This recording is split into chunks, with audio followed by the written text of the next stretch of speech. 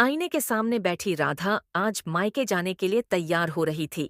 जैसे ही माथे पर लाल रंग की बड़ी बिंदी लगाकर खड़ी हुई, तभी पीछे से राधा की बेटी सिया ने कहा, वाओ माँ, आप तो बिल्कुल नानी की तरह दिख रही हो। बस एक कमी है, रुको, ये पल्लू का गांठ खोल लो। सिया ने राधा का आंचल पकड़कर गांठ को खोलने लगी। राधा ने तुरंत सिया का हाथ पकड़कर कहा, नहीं बेटा, ये ऐसे ही रहेगा। पापा को बोलो चलें, वरना लेट हो जाएंगे। राधा की आज सिल्क क्रीम कलर की साड़ी में बहुत सुंदर लग रही थी।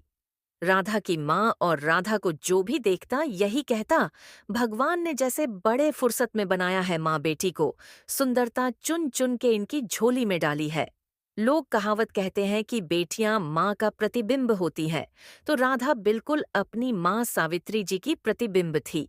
भगवान ने शक्ल सूरत के साथ साथ व्यवहार भी बिल्कुल एक जैसा ही बनाया था। शांत सौम्य व्यवहार और अपनों के प्रति प्यार और समर्पण की भावना कूट कूट के भरी थी। सावित्री जी को साड़ियों का बहुत शौक था। वो हर तरह की साड़ी पहनना और रखना पसंद करती थी। उनके कलेक्शन में बनारसी से लेकर कांजीवरम तक सभी साड़ियों थी। हमेशा तैयार और फिटफाट बने रहना उन्हें बहुत अच्छा लगता था।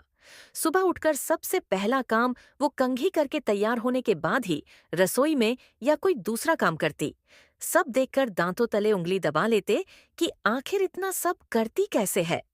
राधा कार से जैसे ही अपने मायके में उतरी, एक पल को सबकी निगाहें उस पर रुक गई, जो राधा को देखता देखता ही रह जाता। तभी राधा की बड़ी भाभी बोली, दीदी, आप तो बिल्कुल माँ जी की तरह दिख रही है, लेकिन ये पल्लू का गांठ तो खोल लेती, लाइए, मैं खोल देती हूँ। राधा ने अपनी भाभी का हाथ पकड़ते हुए कहा, नहीं भाभी, ये गांठ यूं ही रहने दो। ठीक है, अंदर तो चलिए। सब एक साथ घर के अंदर गए। राधा ने अंदर जाकर कहा, माँ, देखो कैसी दिख रही हूँ। सब कह रहे हैं बिल्कुल आपके जैसी दिख रही हूँ। सच सच बताना कि क्या मैं आपकी तरह ही दिख रही हूँ? बचपन में जब आपकी साड़ी पहन लेती थी तो कितना गुस्सा होती थी, ये कहते हुए कि आपकी सारी साड़ी खराब कर दी मैंने। आज बिल्कुल वैसे ही पहनी और रखी भी है मैंने आपकी साड़ी जैसे आप रखती थी।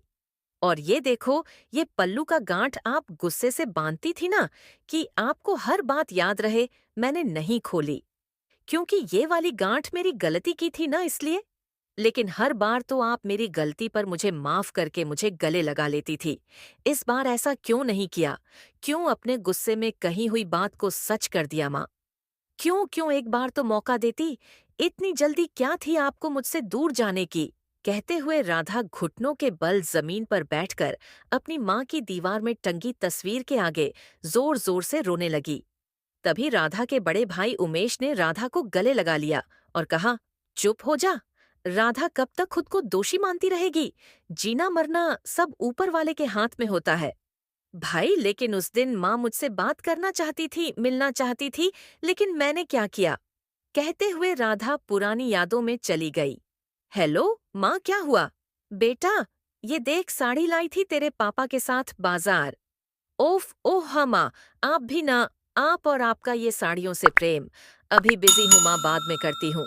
कहकर मैंने फोन रख दिया और ऑफिस के काम में बिजी हो गई। मुझे लगा साड़ियों की शौकीन मेरी माँ मुझे फिर से अपनी लाई हुई किसी नई साड़ी के बारे में सिर्फ बताना चाहती है। तो बाद में बात कर लूंगी। और आपको पता है भाई, उस दिन वीडियो कॉल पर इस साड़ी में आदतन गुस्से में गांठ लगाते हुए उन्होंने कहा, ये ले राधा, मैं गांठ बांधती हूँ कि अब तुझे फोन करके कभी परेशान नहीं करूंगी। मैं तो तुझसे अपने दिल की बात करना चाह रही थी। तुम लोग छोटे थे तो दिन भर मामा करते थे और मैं सुनती रहती थी सब काम छोड़कर। लेकिन आज तुम लोगों के पास समय नहीं तो कोई बात नहीं रखती हूँ। अब नहीं करूंगी फोन, क्योंकि तुम लोग अब बड़े हो गए हो। अब तुम लोगों को माँ की जरूरत नहीं रही। कहकर सावित्री जी ने फोन रख दिया। दरअसल सावित्री जी की आदत थी, दिन में एक बार जरूर अपने दोनों बच्चों से वीडियो कॉल करके बात करती। इधर राधा ऑफिस और घर के कामों में इतनी व्यस्त हो गई थी कि उसे याद ही नहीं रहता। आजकल कभी कभी तो बात करना भी भूल जाती। उस दिन सावित्री जी का फोन राधा के लिए आखिरी वीडियो कॉल साबित हुआ। थोड़ी देर बाद राधा के पापा का फोन आया कि मम्मी को अस्पताल में भर्ती कराया है। एक ही शहर में होने के कारण राधा ऑफिस से सीधा अस्पताल पहुंची। पता चला माँ को हार्ट अटैक आया है और जब तक डॉक्टर के साथ पूरी बात हो पाती, माँ ने अपनी आखिरी सांस ली। माँ की लाडली इकलौती बेटी राधा, जिसे उसकी माँ अपना प्रतिबिंब कहती थी, उसको अकेला छोड़ गई। राधा बेतहाशा रोए जा रही थी कहकर, माँ उठो ना, ऐसी भी क्या नाराजगी? कैसे रहेंगे हम सब आपके बिना? कौन करेगा हमें वीडियो कॉल्स? माँ, लेकिन कहते हैं ना, समय बहुत निष्ठुर होता है।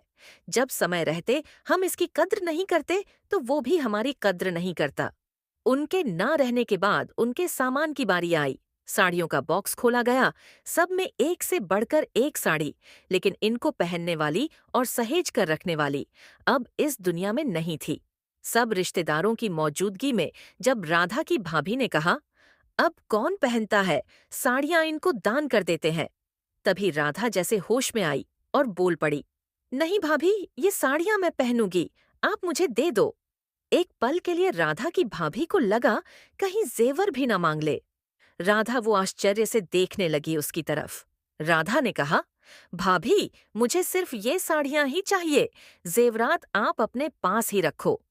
आधुनिक सामाजिक माहौल में सावित्री जी ने बहू बेटी के रख रखाव में कोई फर्क नहीं किया था, लेकिन बेटी तो बेटी ही होती।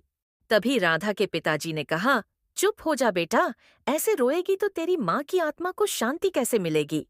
एक माँ कभी नहीं मरती, वो हमेशा जिंदा रहती है, अपने बच्चों के रूप में, उनके संस्कारों में, उनकी यादों में। ये तो सिर्फ शरीर है जो चला जाता है। आज तेरी माँ की बरखी है तो उन्हें हंसते हंसते विदाई देंगे? हम लोग रोते हुए नहीं। उनकी आखिरी इच्छा भी तो यही थी कि जब वो इस दुनिया से विदा हो तो उनके बच्चों के आंखों में आंसू ना हो। और आज तूने तो ये साड़ी पहनकर उनकी ये इच्छा भी पूरी कर दी। तुझे इसी साड़ी में जो देखना चाहती थी। हाँ पापा, आप सही कह रहे हैं। माँ के दिए संस्कार और परवरिश हमेशा मेरे साथ रहेंगे और मैं उनका हमेशा पालन करूंगी।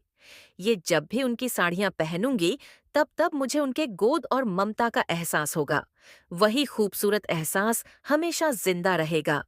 प्रिय पाठक गण, बहुत बार ऐसा होता है कि हम ना चाहते हुए भी अनजाने में ऐसी गलती कर बैठते हैं जिसका पछतावा हमें जिंदगी भर रहता है। इसलिए जब भी माता पिता आपसे बात करना चाहे, आप व्यस्त होते हुए भी उनके लिए समय अवश्य निकालें।